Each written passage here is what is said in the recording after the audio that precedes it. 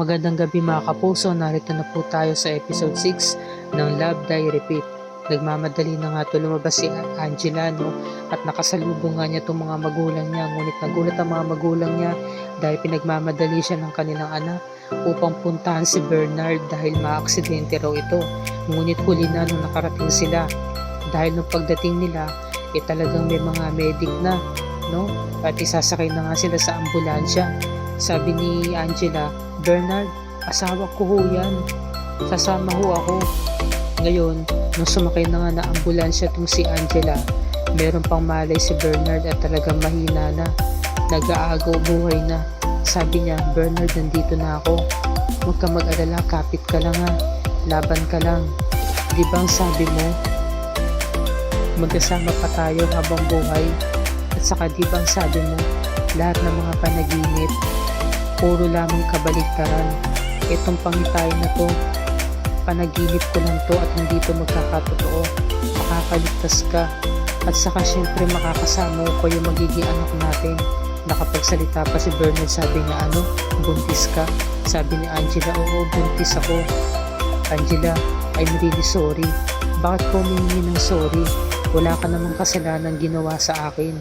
Ba't ka nagsasabi ng ganun? Huwag ka magsasalita ng ganyan." Nawalan na nga siya ng malay. At heto, nandito na nga sila sa labas ng ER na kung saan paikot-ikot si Angela. Sinabihan siya ng nanay niya na kung maaari, umupo siya. Sabi niya, "Nay, nasabi niyo na ho ito sa panaginip ko. Ang sabi niyo sa akin, masama ito sa pakiramdam ko lalo na buntis ako." "Paano mo yun nalaman?" "Alam ko yun, Nay, dahil parte ito ng panaginip ko. Nakita ko na po ito sa panaginip ko. At ito rin yung sinabi ninyo, Tay," sabi, no? Kaya nagulat yung mga magulang niya na alam na nga ni Angela at dumating na nga yung doktor. Sinabi ni Angela, "Dok, sabihin niyo sa akin panaginip lang to, na ang panaginip ay maaaring maging kabaliktaran. Kaya hindi ito mangyayari na patay na ang asawa ko. Sabihin niyo sa akin na buhay ang asawa ko. Sabihin niyo." Ngayon sabi ng doktor, "Pasensya na, Mrs. Ginawa na ho namin ang lahat pero patay na ho ang asawa niyo." Umalis na nga yung doktor at talaga nag-iiyak na nga to si Angela habang yapos-yapos siya ng kanyang mga magulang. Samantala, habang umiiyak si Angela nung gabi, dumating na nga yung August 8, araw ng linggo, at nakatulog na nga si Angela dahil nasa sobrang pagod, kakaiyak buong maghapon. Ngayon, pagdating ng linggo, biglang bumalik ang oras. Naging August 7 muli. Ayan, no? Tapos yung orasan niya nandoon. Tapos nagising na lamang si Angela na nagulat siya. Ganun pa rin na suot niya. Nakapantulong. Tapos meron siyang katabi na sampagita. August 7 muli. Kaya ang paniwala ni Angela, nananaginip lang talaga siya. Nakita niya yung petsa. Tapos yung oras. Kitang-kita niya. 8:07 siya nagising. Tapos tinawagan niya agad si Bernard. Ngayon, nagri-ring yung phone ni Bernard na iwan pala niya sa bahay. Nasa ilalim ng kama. Diba? Or ng unan. Ngayon, pagtayo ni Angela, nakita niya yung baso na may tubig. At sabi niya, panaginip lang to. Ngayon, nagmamadali siya nagbihis. Samantala, nabit na nga ni na Chloe sa ni Bernard yung mga kliyente nila na pinangako nga nila na pagagandahin nila ang bahay nito. Ngayon, nagmamadali si Angela. Nakalabas siya agad ng bahay ng 8:13 AM. Ngayon nakita niya na meron dumapo na naman sa kanya na itim na paru-paro. At sa di kalayuan nakita niya yung magjowa na sinusuotan ng boyfriend ng helmet yung girlfriend niya. Ngayon meron na namang isang lalaki na paparating at magtatanong kung nasa saan yung Mulabi Street. Sabi niya, "Miss, saan ho ba rito yung Mulabi Street?" Napatulala na lamang si Angela at hindi na nga niya nasagot. Sabi ng lalaki, "Miss, okay ka lang ba?" Napatulala siya. Ngayon, nung ginawa ng lalaki, umalis na lang siya. Ngayon, tawag ng tawag si Angela. Tinatawagin niya si Chloe. Dahil nga naiwan nga ni Bernard yung cellphone niya. Bigla siya nagulat dahil nakita niya si Canlaon sa harapan niya. Sabi niya, "Siya yung matandang babaeng nakita namin ni Bernard sa Mount Canlaon na." Ngayon, bigla naglaho si Canlaon at nakita niya yung magjowa nga na naglalakad na bibili ng balon. Kaya sabi niya, hindi ito panaginip. totoo palang nangyayari to. Paulit-ulit lang. Naguguluhan na siya. Ngayon tinawagan niya si Gretchen. Sabi niya, Gretch, pwede ba tulungan mo ako? Bakit? Kasi alam mo naman si Jessie lang kinakausap ko pag mga ganito, pero ikaw lang yung matatawagan ko sa ngayon para humingi ng tulong. Ba't ano ba nangyari? Ayoko na maulit pa to, Gretch. Ayoko na paulit-ulit na mamatay ang asawa ko. Ano ba pinagsasabi mo, Angela? Kinikilabutan ako sa mga sinasabi mo. Gretch, please, pumunta ka dito. Humingi ako ng tulong. Hindi ko na alam ang gagawin ko. Sabi naman ni Gretchen, pwede ba, bes, kumalma ka? Bes, hindi ko na talaga alam ang gagawin ko. Ito nangyari na to eh. Paulit-ulit lang itong laman ng panaginip ko. Alam ko mamamatay si Bernard. Napaka-imposible naman ang sinasabi mo, Angela, sabi ni Gretchen. Buhay ang asawa mo. Hindi siya mapapahamak. Ano to? Bes, paulit-ulit ko na lang bang nakikita yung pagkamatay ng asawa ko? Paulit-ulit na lang ba nangyayari itong mga bagay na to? Alam ko na to eh. Alam ko na itong pangyayari ito. Eto, 8:50 ng umaga. Malapit na. 2 minuto na lang, Gretch. Tatawag dito si nanay, yung nanay ni Bernard. Kita mo? Ha? Tandang-tanda ko pa yung sinabi niya. Tatawag siya at hihingi siya ng pambili ng gas sa akin. Sinulat ni, Angela yung mga sinabi. Tandang-tanda niya raw. Yung pagkakasunod-sunod ng sinabi ni Nanay Hilda. Yan o. Kaluwete pa nga si Jen dito. Tinan natin o. Galing eh. Ngayon, maya-maya mo, tumawag na nga si Nanay Hilda at sinagot niya, sabi niya, eto basahin mo, sabi niya kay Gretchen. Ngayon, habang nagsasalita nga si Nanay Hilda, binabanggit nga ni Gretchen yung mga sinasabi niya doon nga sa papel. So, totoo nga, ayan o. Mamaya para sa birthday ni Bernard. Ayan o. So, dumodoble yung sinasabi nila at sabi nga sila nagsasalita. Kaya sabi ng nanay ni Bernard, teka Angela, may echo ba tong linya? Nakakatawa, natawa ako dyan eh. Sabi ni Angela, wala naman pong problema.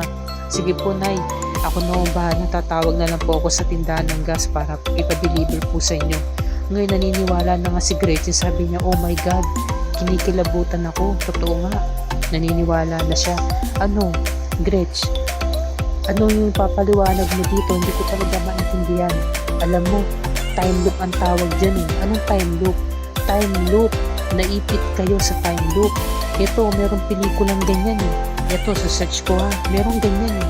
Sabi ni Angela, pero mga fictional lang yan. Hindi yan makatotohanan. Paano mo yan ma-relate dito sa buhay ko? Yan lang ang tanging kong masasagot sa'yo, best, sabi ni Gretchen. Yan lang talaga. Pero may paraan pa naman, di ba? Di ba nga gaya nga nasabi ko, pwede ito maihalin tulad sa buhay. Gaya nga na nangyayari sa'yo. O pwede mo pa mailigtas si Bernard. Dahil kapag ang isang tao na ipit sa time loop, paulit-ulit lang ito mangyayari. At kapag nabago mo ang pangyayari, maaari ka na makalusot dito, maaari ka na makawala rito. Kaya may pagkakataon na maligtas mo ang asawa mo. Sabi ni Angela, tatawagan ko lamang si Chloe. Tinawagan niya.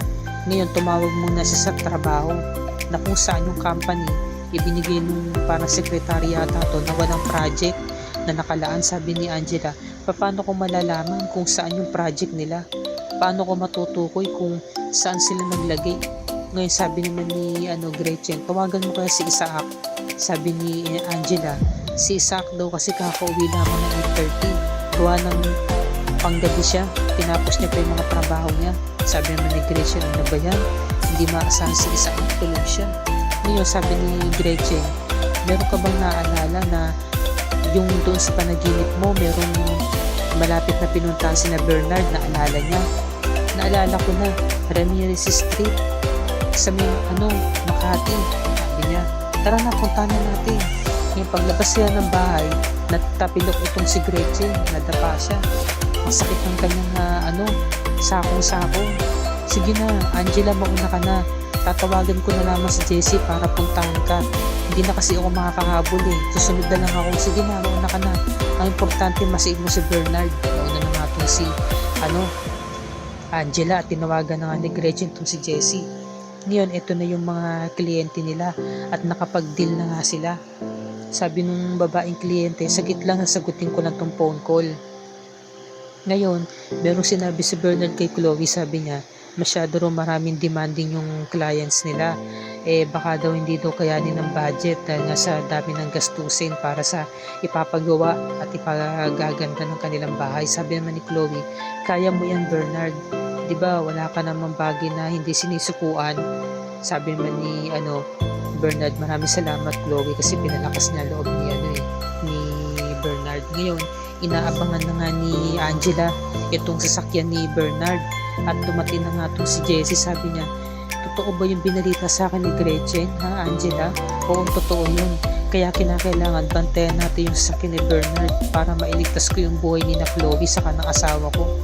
Totoo yung maaksidente sila. Baka naman hindi yung totoo, bes. Baka wala talaga kasi sabi mo, malapit na. Ilang minuto na lang, 1 minuto na lang, darating na yung sakyan. Pero ba't wala sila? Tawagan mo kaya, sabi ni Angela, tawagan ko muna. Hingi muna ako ng tulong, magpapadala ako ng ambulansya. Hello, emergency? Yes po, ma'am. Pwede po ba kayo magpadala rito ng ambulansya dito sa Ramirez Street sa Makati? Kasi maaksidente po yung asawa ko eh. Ano mo bang maaksidente, ma'am? Ibig sabihin mangyayari pa lang po. Ibig sabihin alam niyo po yung mangyayari. Wait lang po ma'am, check ko lang po yung location ha. Sabi ni Jessie, bes, baka naman hindi sila maniwala sa'yo. Bakit yan na sinabi mo? Sabi ni Angela, pasensya na ho, hindi ko na ho kasi lamang gagawin ko eh. Okay po, magpadala po kayo na ambulansya dito ngayon na. Kasi po na-aksidente po yung asawa ko.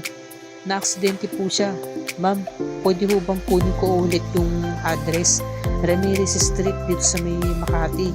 Sige ho ma'am, salamat ho. Magpapadalan ho kami ng ambulansya.